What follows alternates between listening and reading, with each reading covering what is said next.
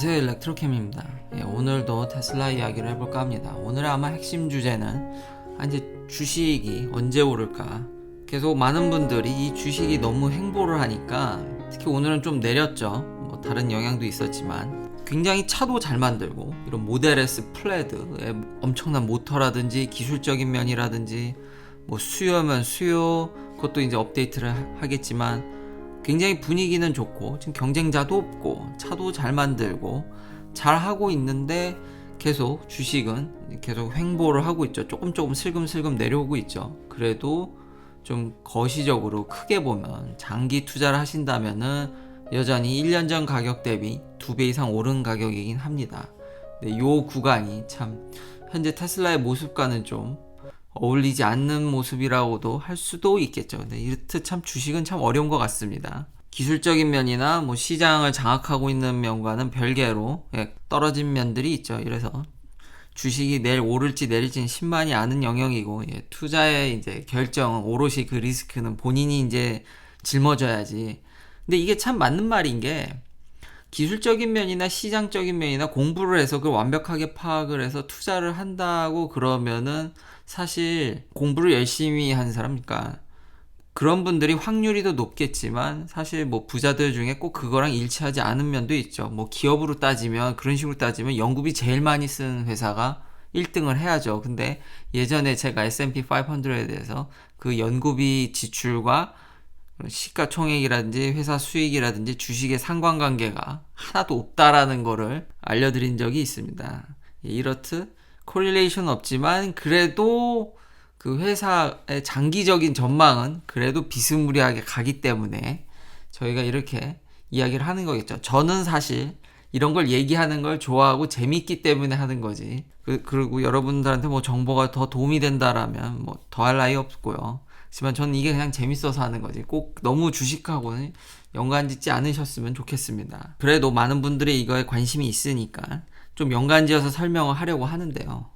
그 전에 또 이런 모터 얘기들, 그러니까 테슬라 소식을 하면서 그 연관지어서 넘어갈 건데, 이 모터를 지금 테슬라 오토메이션, 그러니까 독일에 있는 테슬라의 자회사입니다. 거기서 이제 직접 만든 거죠. 그러니까 이것도 사실상 수직 계열화해서 만든 겁니다. 그러니까 자기가 다 만든 거죠. 자기가 개발하고 자기가 만들고. 아니 무슨 이런 회사가 다 있나. 대부분 자동차 회사들은 외주를 주는다라든지, 뭐 테슬라도 그렇긴 합니다. 협력사들이 있고 서플라이 체인들이 있어서 그 서플라이 체인들이 하는 얘기가, 여전히 지금 현재 이게 최신 뉴스입니다. 여전히 테슬라가 5년 앞서 있다라는 거죠. 이렇게 스스로 다 제작을 하고 만들고 수직 계열을 하니 저런 얘기가 계속 끊임없이 나올 수밖에 없는 것 같습니다. 저 뉴스는 예전에도 있었지만 이런 모터를 봐도 수직 계열화를 여전히 잘 하고 있고, 새로운 제품마저도 다시 한번 스스로 만들고 있기 때문에 기술력 차이가 상당하다라는 거죠. 그리고 저도 이 시크릿이 좀 궁금한데, 이 모터에는 이게 자석, 네오디듐이 들어가 있습니다. 근데 요게 80도를 넘어가면은, 그러니까 온도가 너무 높아지게 되면 마그네타이제이션, 그 자성이죠. 그게 이제 날아가는데 데미지를 먹거나 그게 약해지는데, 이 카본 파이버를 이제 작업하려면 온도가 100도에서 130도로 올라가야 되는데, 이걸 같이 작업하게 되면은 당연히 모터가 상하겠죠.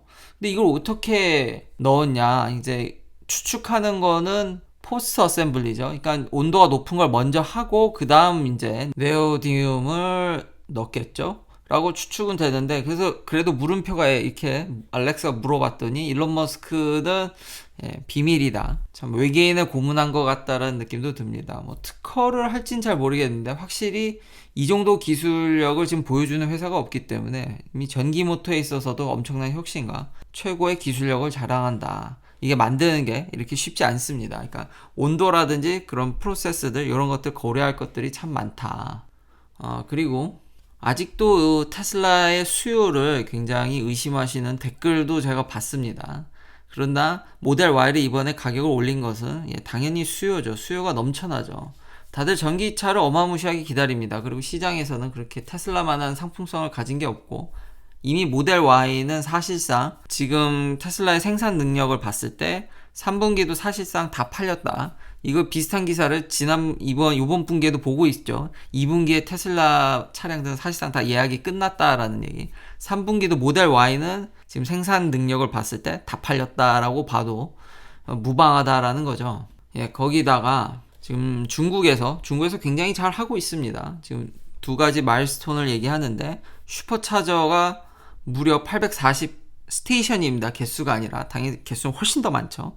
그리고 서비스 센터도 100개가 넘고, 그러니까 중국에서도 굉장히 잘 팔고 있고, 수요는 넘쳐나고 전 세계적으로, 그리고 차는 잘 팔고 있고, 여기서도 5월달 판매량, 이거 굉장히 기존 언론들이 너무 미스리딩해서 진짜 욕을 먹어도 싼데, 자, 모델 Y랑 모델 3의 이런 판매량입니다. 물론 홍강미니 이거 너무 작은 차고 너무 싸니까, 예, 이거는 현재 우리가 생각하는 전기차가 아니기 때문에 열애로 둔다라면 이렇게 나오고, 또 하나 우리가 그렇게 테슬라 경쟁자라고 하는 니오라든지 샤오펑 여기 있죠.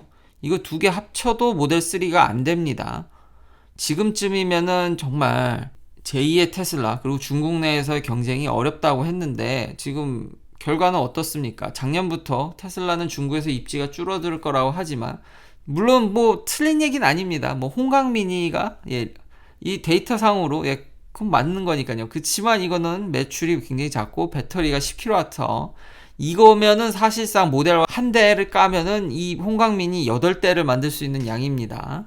그래서 제가 좀 이거를 카운트하기가 좀 그렇다라는 거죠. 여튼 이걸 빼면 기존의 제2의 테슬라라고 불리던 회사들이 지금 합쳐도 테슬라의 모델 하나가 안 되는 상황에서, 과연 리오토까지 넣어도 그러면 이제 모델 3는 넘지만 모델 Y는 안 되겠네요. 리, 샤오펑, 니오를 합쳐도 모델 Y 하나가 안 되는 수준입니다. 그렇기 때문에 테슬라는 굉장히 잘하고 있고요. 수요는 정말 의심할 여지가 없다. 그리고 생산 능력도 굉장히 잘하고 있고, 지금 어스틴 공장에서 이런 모델 Y 바디가 이제 보인다라든지, 사실 그쵸, 차를 만드는 건 그렇게 어렵지 않은 것 같습니다. 이제 테슬라한테. 근데 문제는 배터리인데, 수요는 넘쳐나고 차량을 생산하는 거. 그래서 뭐 차이나 리스크도 얘기하시는데, 사실 저는 그게 크게 영향이 없다고 생각을 합니다. 이미 프레몬트 공장, 미국 내 캘리에 있는 공장만 해도 70만 대가 이제는 거의 넘어 보이죠, 지금. 테슬라의 그런 엄청난 혁신, Destructive Innovation, 생산에 있어서도 혁신을 좀 차를 막 찍어내니까요. 그러면서 캐파를 늘렸고, 중국에서도 뭐 지금 이런 상태면 50만 대는 충분히 달성할 것 같고, 이제 베를린 공장, 뭐 텍사스 공장, 베를린 공장 좀 늦어지고 있죠. 그래서 이것 때문에 테슬라가 발목을 잡힐 거다. 아니, 저는 솔직히 그렇게 생각하지 않습니다. 그래서 오늘 결론이 뭐냐면은, 지금 테슬라 주식이 만약에 그런 실적이나 이런 것들을 그래도 이제 따라간다고 하면 언제쯤 폭발할 것인가. 그래서 그런 거의 기사들도 요즘 많이 나오는데요. 지금 제가 앞서 얘기한 그런 생산, 뭐 공장, 지연 이런 것들이 다 나왔지만 제 생각엔 그건 다 부차적인 거고 배터리입니다. 배터리. 이미 차이나 리스크고 뭐건 간에 혁신적인 기술 때문에 공장 하나에서도 이러다가 이제 100만 대까지도 뽑아내고도 남을 상황이 지금 오고 있습니다. 그러니까 배터리를 제외하고는 뭐 어떤 요인들이 있지만 다 그냥 엄청나게 만들 수 있습니다. 그리고 리스크가 있거나 뭐 제재가 가한다든지 뭐 일시적으로 수요가 줄을 수 있죠. 그러면은 뭐 상하이라든지, 이제는 테슬라는 전 세계적으로 공장이 있기 때문에 지금 수출을 해가지고 뭐 물론 FTA라든지 여러 가지 상황을 고려해야겠지만 테슬라는 충분히 그걸 매니징할 만큼 지금 유럽, 중국, 미국 다 공장을 갖고 있기 때문에 다 매니징이 될 것으로 보입니다. 근데 이런 다 부차적인 거, 다 복잡한 내용들보다는 가장 큰 문제는 저는 배터리라고 생각을 합니다. 그러니까 다른 건 이미 제가 봤을 때 다 준비가 됐고, 테슬라는 수백만 대를 생산해도 믿어 의심치 않을 정도에 다 됐는데, 역시 전기차는 다 배터리로 귀결됩니다. 그러니까 배터리를 자체 생산하거나 배터리를 엄청나게 수급할 수 있다라든지 공급을 잘 받을 수 있다라든지, 가격은 쉽지가 않을 것 같다라는 생각이 좀 요즘 드는데, 잘 안 내려가고 있죠, 배터리 가격이.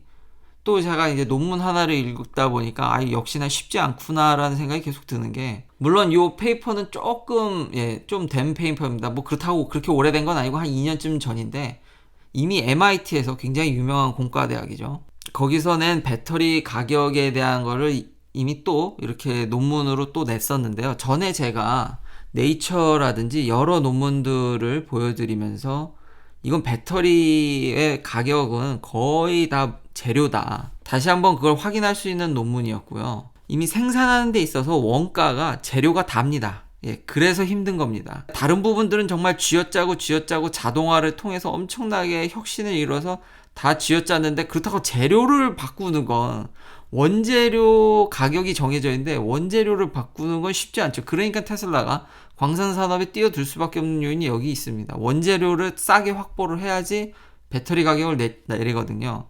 근데 이 논문에서도 NMC가 물론 2년 전이지만 킬로와트당 $100 이하로 내려가기는 매우 어렵다고 이야기를 합니다. 이래저래 이 논문 보면은 여러 스토리와 뭐 여러 가지 다 이렇게 고려를 해봤는데, 심지어는 2030년까지도 $100 이하로 내려가기는 이건 좀 굉장히 부정적인데, 이러니까 기존 회사들이, 내연기관 회사들이 달려들질 않는 건데, 그러니까 이 논문이 얘기하고자 하는 바는 케미스트리를 아예 바꿔야지 지금 현재 시스템으로는 가격이 내려가기가 쉽지 않다라는 거죠. 그러니까 오죽하면 배터리를 가장 싸게 사는 방법은 테슬라 차를 사고 거기에서 배터리를 빼는 게, 그러니까 차를 버리고, 그런 우스갯소리도 나오는 이유가 여기 있는 거죠.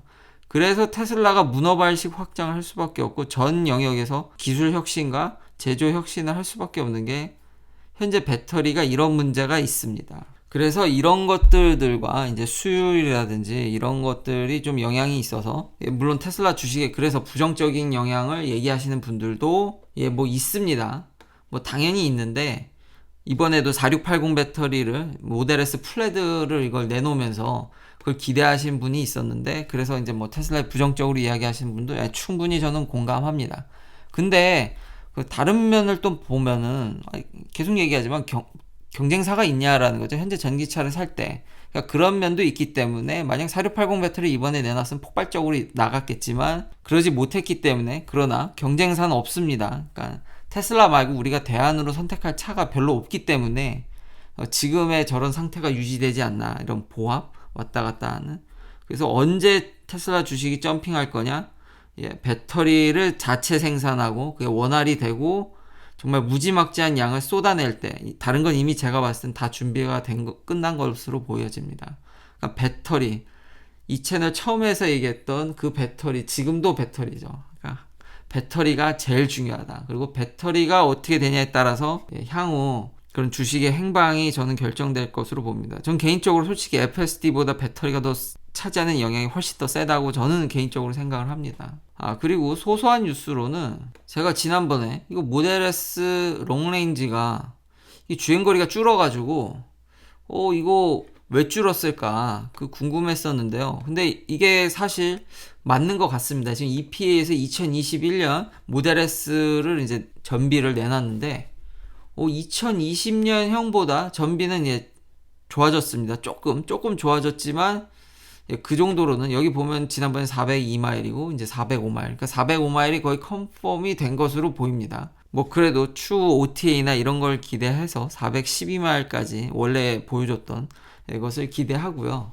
다시 한번 이 서플라이 체인에 있는 이런 여러 회사들은 좀 간만 보지 말고 이제는 좀 같이 좀 나서줬으면 하는 바람이 있습니다.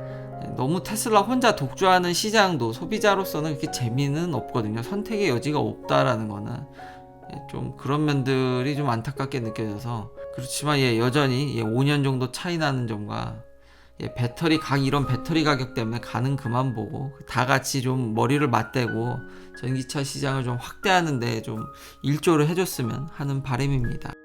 긴 영상 시청해주셔서 감사합니다. 내일도 테슬라 관련 이야기들로 찾아뵙겠습니다.